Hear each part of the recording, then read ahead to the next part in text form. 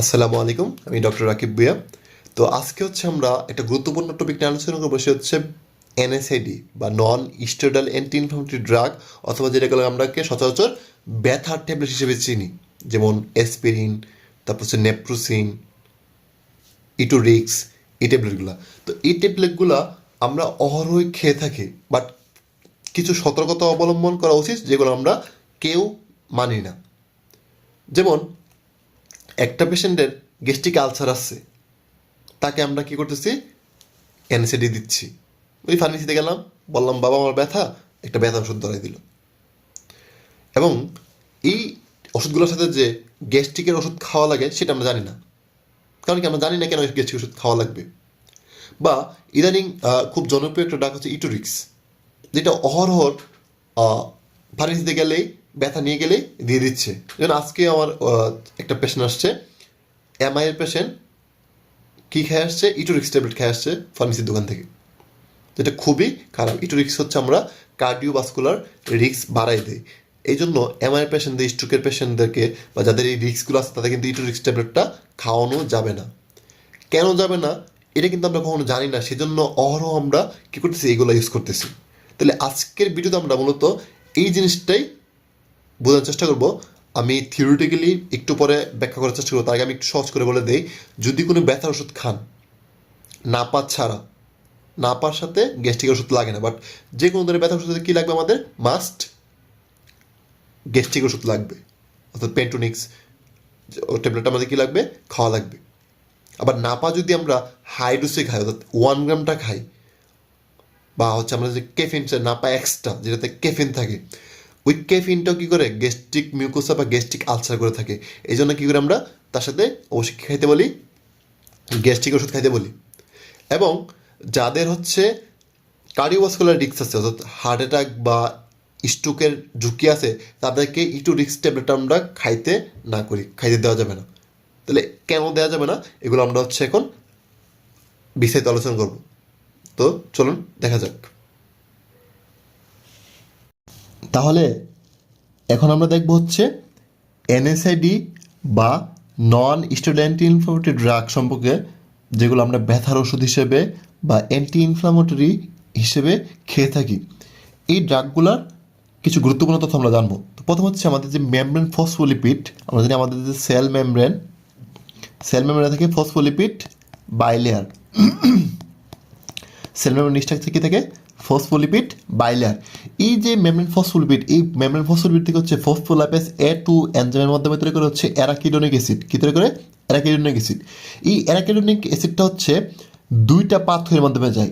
একটা সাইক্লোক্সিনেস অক্সিজেন্স পাথওয়ে 1, অর্থাৎ এই এনজাইমটার মাধ্যমে যায় একদিকে, এটা সাইক্লোক্সিন অক্সিজেন পাথওয়ে 2, যেটা আরেক দিকে যায়। অর্থাৎ এই দুইটা এনজাইম দুই দিকে গিয়ে তৈরি করছে প্রোস্টাগ্ল্যান্ডিনস। এখন এই কক্স পাথওয়েটা যে প্রোস্টাগ্ল্যান্ডিন তৈরি করে, এই কক্স এনজাইমটা কোথায় কোথায় থাকে আমাদের জানতে হবে। কক্স 1 এনজাইমটা থাকে আমাদের গ্যাস্ট্রিক মিউকোসা। কোথায় থাকে, গ্যাস্ট্রিক মিউকোসা, অর্থাৎ পাকস্থলীর যে প্রাচীর সেখানে থাকে। তারপর থাকে প্লাটিলেট, তারপর থাকে রেনাল ভেসেল। তাহলে এই তিনটা জায়গায় এই কক্স 1 এনজাইমটা থাকে।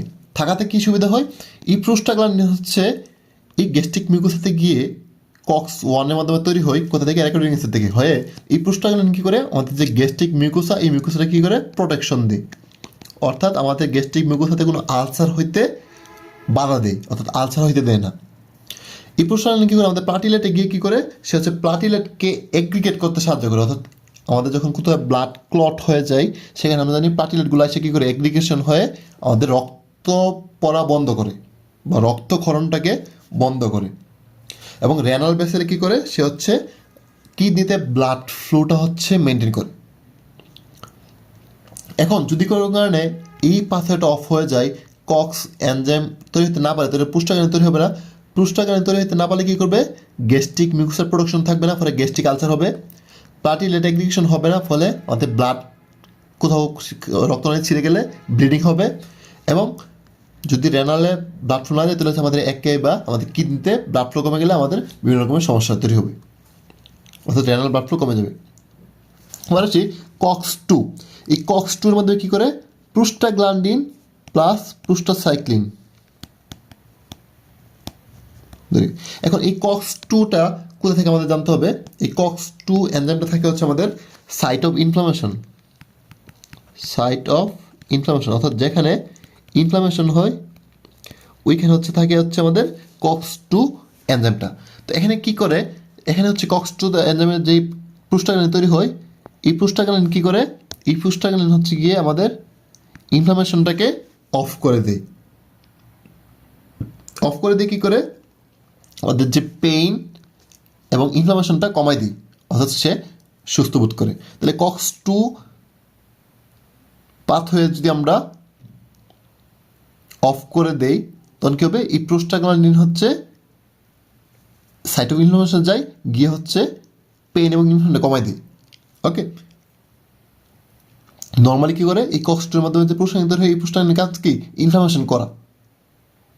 এখন যদি আমি যদি কক্স টু পাথওয়েটা যদি অফ করে দেই তাহলে প্রোস্টাগ্ল্যান্ডিন তৈরি হতে পারবে না, ফলে সে হচ্ছে ইনফ্লামেশন করতে পারবে না, ফলে ইনফ্লামেশনের ফলে যে পেইন এবং ইনফ্লামেশন হচ্ছিল এটা কী হয়ে যাবে, বন্ধ হয়ে যাবে এবং পেশেন্ট বেটার ফিল করবে।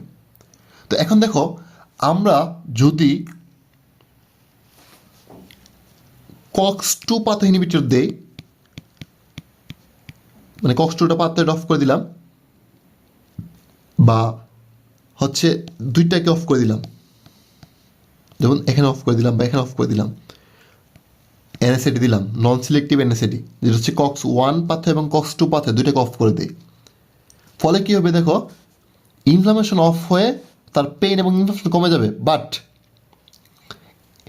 এদিকে কী করতেছি, আবার কক্স ওয়ানকে ইনহিবিট করে দিচ্ছি, ফলে কী হচ্ছে, আমাদের গ্যাস্ট্রিক মিউকাসের প্রোডাকশন হইতেছে না, তাহলে আমাদের গ্যাস্ট্রিক আলসার হইতেছে, প্লাটিলেট অ্যাগ্রিগেশন হচ্ছে না, ব্লিডিং হবে, renal blood vessel blood flow কমে যাচ্ছে, ফলে রেনাল ব্লাড ফ্লো কমে যাবে। তো দেখো, আমরা কিন্তু নন সিলেক্টিভ অ্যানেসিড দিছি ইনফ্লামেশনটাকে কমানোর জন্য, পেইনটাকে কমানোর জন্য, কিন্তু পাশাপাশি এটাকে অফ করার জন্য কী হয়ে যাচ্ছে, আমাদের গ্যাস্ট্রিক আলসার হয়ে যাচ্ছে। এই জন্য যখনই আমরা অ্যানেসিড দিব নন সিলেক্টিভ, তখন কেউ তাকে আমরা কী বলি, পিপিআই খাইতে বলি, তার সাথে আমরা গ্যাস্ট্রিকের ওষুধ খাইতে বলি। ওকে, তো এখন তোমরা কোশ্চেন করতে পারো যে আমরা নন সিলেক্টিভ না দিয়ে আমরা শুধুমাত্র কক্স টু দিতে পারি না। হ্যাঁ, কক্স টু সিলেক্টিভ পাথওয়ে আছে, যেমন ইথোরিক কক্সিব, সেলেকক্সিব, এই ড্রাগগুলো। এই ড্রাগগুলো দিলে কী হবে, শুধুমাত্র সে কক্স টুকে পাথওয়েটা অফ করবে, করে ইনফ্লামেশনটাকে অফ করবে, করে পেইন এবং ইনফ্লামেশনটাকে কমাই দিবে, এদিকে কোনো কাজ করবে না। কিন্তু এই ড্রাগগুলা আমরা ইউজুয়ালি ইউজ করতে পারি না, কারণ কি, এই যে কক্স টু পাথের মাধ্যমে সে প্রোস্টাগ্ল্যান্ডিনের সাথে কি তৈরি করে, প্রোস্টাসাইক্লিন তৈরি করে। এই প্রোস্টাসাইক্লিনের কাজ কি, এই প্রোস্টাসাইক্লিনের কাজ হচ্ছে দুইটা, কি কি, একটা হচ্ছে বেসোডাইলেশন করা,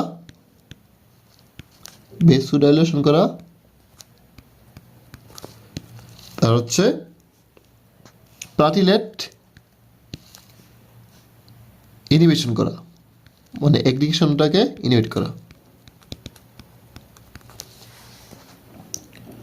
তো এখন যদি আমি শুধুমাত্র কক্স টু পাথ ইনহিবিটর দেই, এটা দিলাম না, তাহলে কী হবে, আমাদের এই প্রোস্টাসাইক্লিন তৈরি হতে পারবে না। এখন প্রোস্টাসাইক্লিন যদি তৈরি হতে না পারে তাহলে কী হবে, বেসোডাইলেশন হতে পারবে না, তার মানে কী হচ্ছে, বেসো কনস্ট্রিকশন হবে। কী হবে, যদি আমরা অফ করে দিই তাহলে বেসো কনস্ট্রিকশন।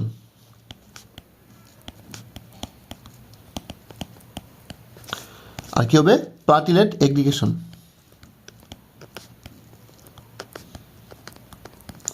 এখন দেখো, বেসো কনস্ট্রিকশন হলে আমাদের ব্লাড ফ্লো কমে যাবে, অর্থাৎ হার্টে এবং ব্রেনে ব্লাড ফ্লো কমে যাবে, এবং যদি প্লাটিলেট এগ্রিগেশন হয়ে যায়, ক্লট হয়ে আমাদের হার্ট এবং ব্রেনের ভেসেলগুলোতে ব্লক হয়ে হার্ট অ্যাটাক এবং এমআই করতে পারে, কী করতে পারে, হার্ট অ্যাটাক এবং এমআইয়ের চান্স বেড়ে যায়, অর্থাৎ স্ট্রোক অ্যান্ড এমআইয়ের চান্স কী হয়ে যায়, বেড়ে যায়। এই জন্য আমরা যাদের হচ্ছে স্ট্রোক বা এমআই আছে, বা যাদের হচ্ছে এগুলোর রিস্ক বেশি, তাদেরকে আমরা কক্স টু অর্থাৎ সেলেকক্সিব রফিকদ্বীপ বা ইটোরিক্স এই ওষুধগুলো আমরা অ্যাভয়েড করি। কেন বুঝতে পারছো? আবার যদি আমরা শুধুমাত্র নন সিলেক্টিভ দেই তখন কী হবে, কক্স-2 পাথওয়ে অফ করে ইনফ্লামেশন বন্ধ করে ব্যথা ঠিকই কমতেছে, বাট আমাদের গ্যাস্ট্রিক মিউকোসা প্রোটেকশন হচ্ছে না, ফলে গ্যাস্ট্রিক আলসার হতেছে। এই জন্য আমরা কী বলি থাকে পিপিআই ইউজ করতে বলি। তার মানে আমরা বুঝলাম যে কেন আমরা এনএসএডি দিলে পিপিআই দেই, আবার জানলাম কেন শুধুমাত্র কক্স-2 পাথওয়ে ইনহিবিটর দেই না, অর্থাৎ ইটোরিক্স আমরা কেন কাদের দেই না, যাদের হচ্ছে এমআই বা স্ট্রোকের রিক্স আছে বা যাদের এমআই বা স্ট্রোক হয়েছে তাদেরকে আমরা কী করি না, এই ইটোরিক্স ট্যাবলেটগুলো আমরা না দিয়ে থাকি। তাহলে আশা করি তোমরা সবাই এই কনসেপ্টটা বুঝতে পেরেছ। ওকে, তাহলে আমি হচ্ছে এখানে আবার একটু যদি ডেভিশন থেকে দেখি যে কক্স-1 কী করে, গ্যাস্ট্রিক মিউকোসা প্লাটিলেট এগ্রিগেশন এবং কিডনিতে ব্লাড ফ্লো ঠিক রাখে। কীভাবে? প্রোস্টাগল্যান্ডিন তৈরি করার মাধ্যমে। ফলে আমাদের মিউকোসাল ড্যামেজটাকে প্রিভেন্ট করে, প্লাটিলেট এগ্রিগেশনটাকে করে এবং রেনাল ব্লাড ফ্লোটাকে ঠিক রাখে। আর কক্স-2 কী করে, সে হচ্ছে সাইটোইনফ্লামেশনের কাজ করে এবং প্রোস্টাগল্যান্ডিন তৈরি করার মাধ্যমে আমাদের ইনফ্লামেশনটাকে অফ করে, যে পেইন এবং সোয়েলিং সেটা কমাই দেয়। এখন নন সিলেক্টিভ এনএসএডি দিলে কী হয়, গ্যাস্ট্রিক মিউকোসা এবং ডিউডেনাল মিউকোসাল ব্যারিয়ারটা নষ্ট হয়ে যায়। কারণ ওই যে সে তো পাশাপাশি নন সিলেক্টিভ দিয়ে গেছে, পাশাপাশি কক্স-1 কে ইনহিবিট করে দিচ্ছে, ফলে আমাদের গ্যাস্ট্রিক মিউকোসা প্রোটেক্ট থাকতেছে না, ডিউডেনাল মিউকোসা প্রোটেক্ট থাকতেছে না এবং গ্যাস্ট্রিক আলসার তৈরি হতেছে। ওকে, এবং আমাদের আপার জিআইটি আলসার, ব্লিডিং এবং পারফোরেশন হওয়ার রিস্ক বেড়ে যায়। আর কক্স-2 সিলেক্টিভ কি, লেস গ্যাস্ট্রোইন্টেক্সিটি, অর্থাৎ সে হচ্ছে শুধুমাত্র যদি আমরা কক্স-2 ইনহিবিট দিই তাহলে কক্স-1 ইনহিবিট হচ্ছে না, ফলে আমাদের জিআইটির যে ডিস্টারবেন্স অর্থাৎ গ্যাস্ট্রিক আলসারের রিস্কটা কম থাকতেছে, কিন্তু তারা আবার কী করে, এমআই এবং স্ট্রোকের রিস্ক বাড়াই দেয়। তাহলে এই ছিল আমাদের এনএসএডি নিয়ে আলোচনা। আশা করি তোমরা সবাই বুঝতে পেরেছ। সবাইকে অনেক ধন্যবাদ। আসসালামু আলাইকুম।